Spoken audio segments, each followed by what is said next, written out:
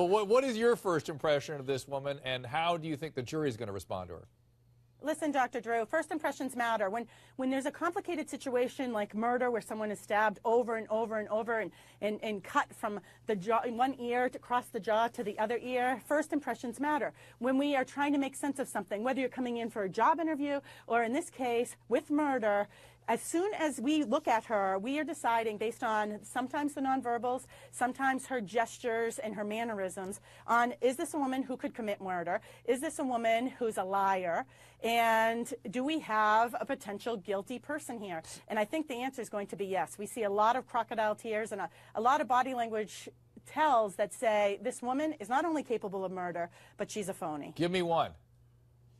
One is we see these crocodile tears. You know, Dr. Drew, you're a doctor. There's a reason why we have a doctor called an ear, nose, and throat doctor. They're all connected. So when someone is crying unconsolably for hours or minutes, and we saw this with Susan Smith, cry, cry, cry. If you're crying for several minutes and you don't have these things called tears, your nose isn't running, you don't have deep swallows, that's when we know there's fake sadness there. With genuine sadness, we see the inner eyebrows pulled together and up. In grief, we don't see that. So right out of the gate, we see fake sadness, and we're not going to buy it. We're just not going to buy it. The jury's not going to buy it. She's not off to a good start. I don't know, maybe she's had a bunch of Botox or well, something. wait, you know, the problem with that is, take the reverse.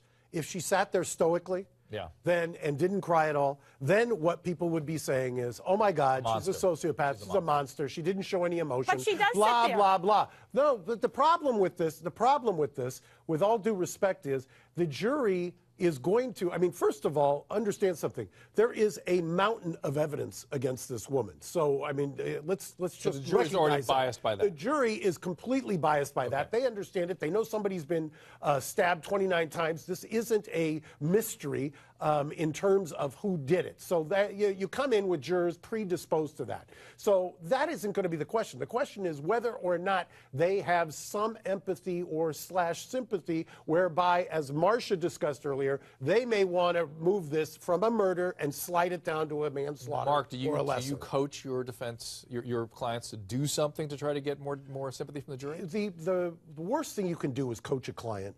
Other than to tell them no laughing, you know, this isn't a time to joke around or anything like that. True. But if they look like they're coached, people can read that. You can tell that. Mark Eiglash. Mark, also, listen. let me go to Mark. Mark, you were trying to break in here. Go.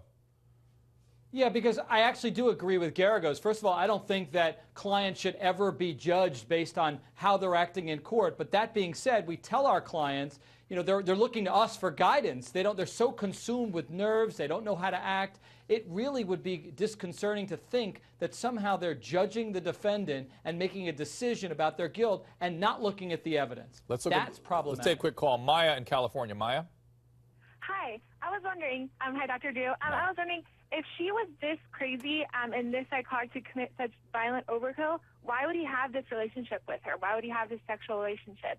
I would just say there are a lot of males out there that don't ask questions like that, and that's why these guys do this kind of thing, because they can. That's what it boils down to. You know what? But it's an interesting question. It's a valid Maya's question is fantastic, because that's something that everybody's going to plug into, or at least the defense is going to plug into. Look, she doesn't just snap out of anywhere and stab somebody 29 times, shoot him, give him the coup de grace on the head if it was the end. Well, you're right, and that's the question I'm looking for. What's the antecedent history here? What do we know about her that builds a case that she is someone who's capable of that? I've not seen anybody present that, really. But what were they alluding to today? They're talking about anal sex. They're talking about the sins of Mormonism. They're getting into all of that kind of language, which I think the defense is building a theme here. The only theme that they can is that she just was broken. He broke her mentally. He broke her down. It wasn't some pre-existing condition. And maybe she was susceptible. This is your area of expertise. But you're going to say he's the one who broke her down, and I think that's exactly where the defense was headed. Marcia, go ahead. Go ahead. You know, Dr. Drew, I was just going to ask you.